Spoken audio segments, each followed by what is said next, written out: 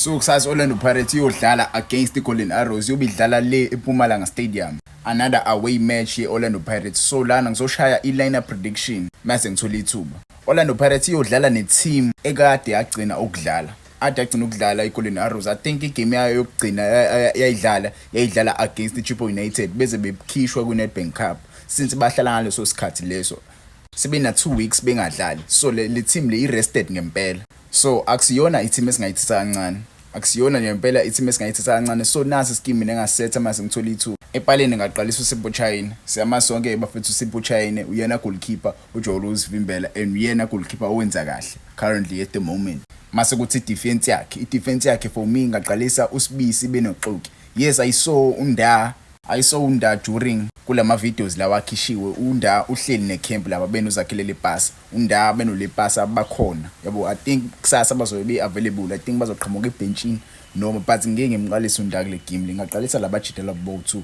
Vele ibona abajida abajolo ukudlala. uSibisi benoxoki siyamazi ulumfana lo usesane usalimele. So for me ngaqalisa labo 2 yize uxoki enalawo mistakes nyana lawa ukuba rusty but ke singamqalisa kule game le kuze azo return kule ndlela ajolo ukudlala ngakhona. Siyamkhumbula sonke uxoki last season was one of the best defenders ayidlalela last season. Yabo, siyafuna ukumbona efit umjida. So ngamqalisa benoSibisi because now uSibisi uselikhuphulile izinga lakhe kule season le since kwalimala unda. uSibisi ungenile icathulweni zakhe unda wadlala kahle umjida. Yabo, bebedlala benosesane. So kusasa ngabaqalisa about 2 hoping ukuthi abajida bazokwazi ukuyistoppa i-attack eqhamuka from iGolden Arrows.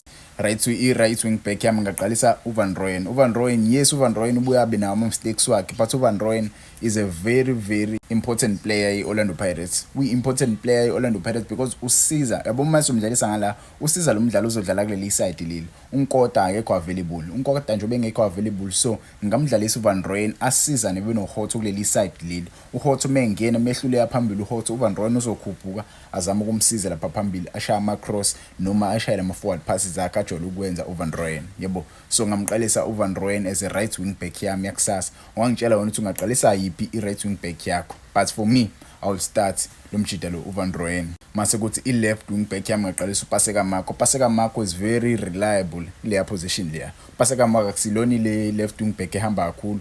Paseka Marco uyahlala asize lama defender lawo 2 ukusibisi binoxoki. So ngamfaka leya position leya because akusiyena umdlali omthola ephezulu kakhulu, uyasala emuva asize a defend. Afani benuVan Rooyen. uVan Rooyen uyahamba ephezulu add ama numbers lapha asize team phambili but ke uxoki abulumfana lo uMarco usiza ngaleyo nto. So ngaqalisa le i-back 4 yami le uMarco, uSibisi, uxoki, uVan Rooyen. Mase siye center ngaqalisa uMakhehleni Makhaola. Makhehleni sambona last game wathinteka last game washesha wakhishwa wafaka umfana lo uNdlondlo. But kule game le ngamqalisa mina uMakhehleni Makhaola umjida ungcono manje. Ngamqalisa against iGolden Arrows. iGolden Arrows angimele siyithathe kancane, kumele siyiqinele iGolden Arrows. Siyawudinga u3 points bafethu. Kumele simatche i-momentum. Simele sinciphise igap. Kumele sinciphise igap evulwa iMamelodi Sundowns. So kumele ngimqalisa uMakhehleni Makhaola. Wangitshela ke ukuthi ungaqalisa ba uMakhehleni Makhaola noma uRaseboch asazi noma aqalisa uNdlondlo kuleya position leya edlala deep. Mase ukuthi lapha eswini badlalisana benobani, bazodlalisana benoNdlondlo benoTito Maswanganyi. uNdlondlo noTito Maswanganyi last game sababona abajida. Sambona uNdlondlo introduce ucoach last game. Umjida wangidlalela kamnandi. Yabo, I was really impressed ukubona uNdlondlo ade uNdlondlo ahlala ebenchini.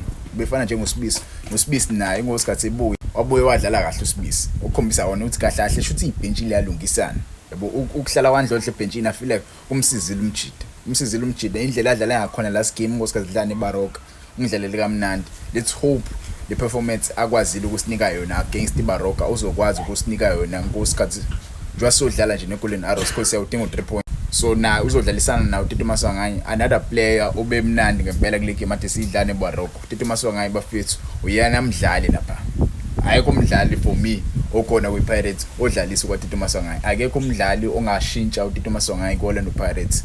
Uma salima uTito Maswanganyi so manenkinga, so we need another players abangakwazi ukusebenzisana noTito Maswanganyi. Imeli imali uTito bamunye singamfaka. Kimvwiti last game wangena akasinikezanga lento esifuna uKimvwiti. Yabo, so mina ngamqalisa uTito Maswanganyi benondlondlo but wena ungangitshela ukuthi uba ungamqalisa.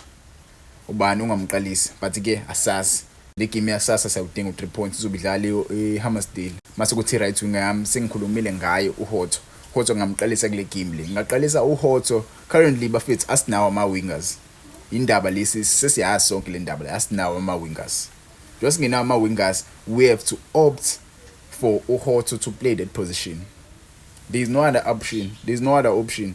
Nkota wathinteka yabo so we have to play lo mjidelo uHotho on that position adlale as right wing yabo he has been playing very well le right wing position so ngamfaka nala last game wasinikeze assist uHotho ngosikhathi ikora igoli lokuqala lomfana lo Mabaso esha uyeni assist lo mfazi lo let's hope Orlando Pirates iyakwazi ukulungisa udaba lama winger because siyawadinga ama winger mekuphela isizini nje we need maybe ama wingers awu3 kuzobu otladlisa mhlambe buye futhi nalomfana lo Gilberto sithole noma elinye winger noma amanye ama winger awu2 on top of them yebo but ke singisazi mina ngamdlalisa ungangitshela wena ungadlalisa ba ungamdlalisa uShandu noma ungamdlalisa umfana lo Kim Vudi kule position asazi mase kuthi i-left winger yami ngaqalisa umfuking bafethu angifuni ukukhuluma kakhulu ngomfana kuningi esidilivela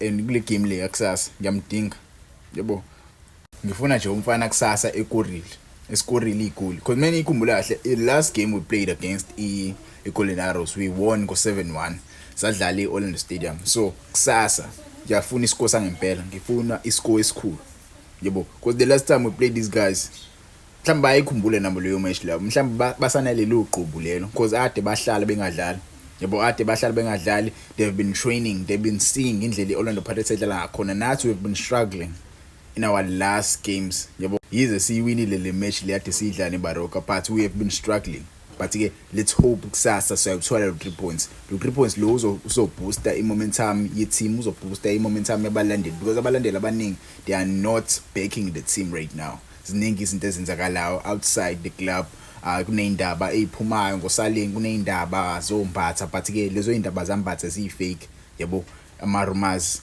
bephumile ngombatha kuthiwa uyaphuza but ke lezo indaba lezo bayi scratch off abantu kwathi washo nawe umbatha live uthi cha kahle yena akaphuzanga yabo nginga ishaya ivideo regarding that matter ngizokhuluma istrike manje striker ngizosifala uMabasa isona striker sami lethi ngasifaka mina iyona lineup actually le ngayidlala ngayo uMabasa bafethu ushaya ihashik last game umjidi udlala kamnandi is the second top goal scorer eOrlando Pirates all time goal scorer eOrlando Pirates currently yabo and ngifuna I break leyo record leyo indlela adlala ngakhona uzoyibreaka nje ngempela irecord so iyona lineup mina engayisetha le uMabasa ngidlalela kamnandi ipalini ngaqalisa uChine ma center backs wami uSibisi benoxoki right wing back yami uVan Rooyen left wing back yami uMako masukuthi umdlalo udlala f6 kuba uMakhehleni Makhawula abadlala phambi kwakhe uMaswanganyi benondlondlo masukuthi right wing kube uHotho left wing kube umfuking masukuthi phambili i-striking position yami kube uMabasa